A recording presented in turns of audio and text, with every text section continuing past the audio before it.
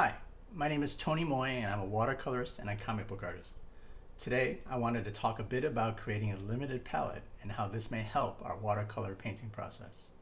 In this video, I'll discuss why I chose the colors for this palette, create a set of color studies to figure out what spectrum of colors we'll have at our disposal, and then create a watercolor painting with our new palette.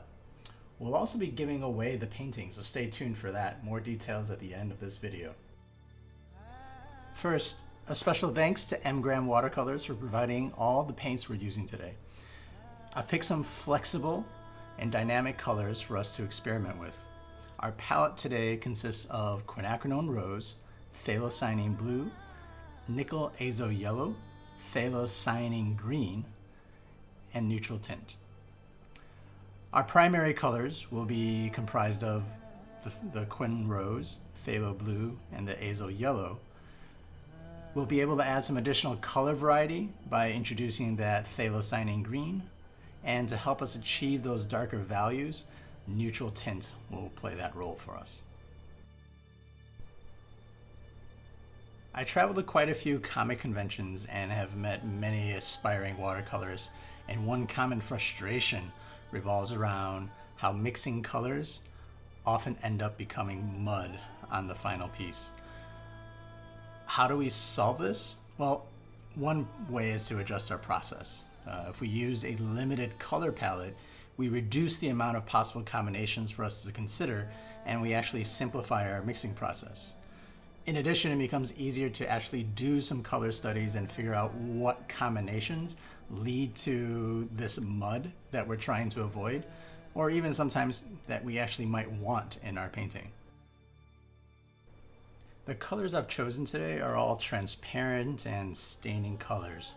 The transparent colors are much easier to overlay on top of one another, and the staining colors give us much smoother washes so long as we're careful of the blooms. The actual colors, not including neutral tints, are also all single pigment colors. And what that means is that we'll have more predictability when we mix colors. Mixing multi-pigment colors with other multi-pigment colors can sometimes have unexpected results. When we're working with an unpredictable medium, sometimes such as watercolor, we try to maintain as much consistency as we can. As you can see in the background, it's important to create a color study before painting. I do this by simply layering dilute flat washes over each other vertically, waiting for each layer to dry before adding the same color over top. I continue doing this until about 10 layers are overlapped, and in my head, it's basically about a 10% pigment load at each stage. This gives me a nice working gradient that builds up to a very saturated, pure tone of that pigment. Once I have that, I'll do the same thing and overlay another color horizontally.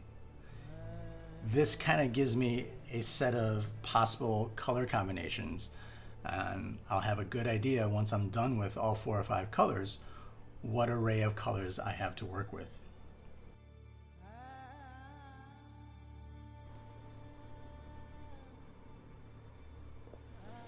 Alright, so let's take a look at the results of our color studies.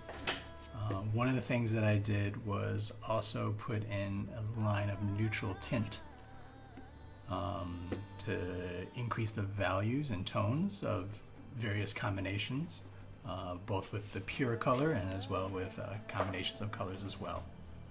But Quinacridone Rose, as we can see, is a very, very flexible color.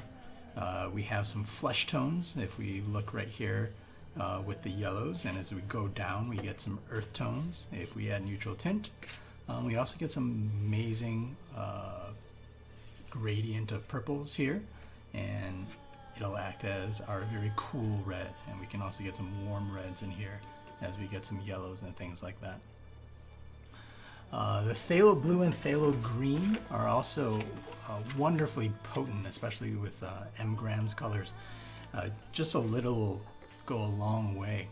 And if we mix these, the Phthalo Blue and the Phthalo Green, with some yellow, with this Azo Yellow, we get this wonderful complement of warm and cool greens. And with a combination of Phthalo Blue and Phthalo Green,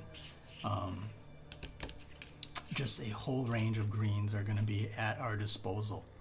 All right, you'll get this almost yellow ochre color, as we kind of see here, and then we have some sap greens and hunter greens kind of hiding in here as well. And as a last one, if we take a look at this Azo Yellow, this color seems to change, have some slight color changes with the amount of water that you add to it. All the way to the left, we have almost a lemon yellow, and then as you get all the way over to the right, it becomes sort of this rich gold color. And if we add a little bit of neutral tint, we have some nice browns in there, and these earth tones kind of come up from that. And that's just with the single Azo Yellow. So Azo Yellow, this nickel Azo Yellow, becomes a very great mixing color. It's going to give us some rich greens. It's going to give us some flesh tones when we need it, some oranges and browns. It's really, really great. And then also I just kind of mix various combinations of 3 colors along the road to kind of give us a hint of what we can accomplish with all of this. So one of the things, now that we've created this palette, and we have all these colors, we're going to actually paint a sample of something, and we're going to do a giveaway on what we're going to paint. Looking at all of this, I thought a good character to kind of paint might be Vision. We have a lot of the pinks that we can use for a skin tone. We have a lot of various yellows that we can achieve for some of the colors, and also the sort of the green. So this is kind of a palette for that kind of calls out to do a vision. So we're going to be painting a vision. And as far as the giveaway, thank you so much for watching, and enjoy the speed paint that's going to follow shortly after. But comment, like, and subscribe, and you get a chance to win the final version of the Vision painting. We'll do a drawing within a month or so live on my Twitch stream. So catch me live on Twitch if you want to see me painting, or if you have any questions you want to ask me live. That's twitch.tv/Tony_Moy, and I will see you soon.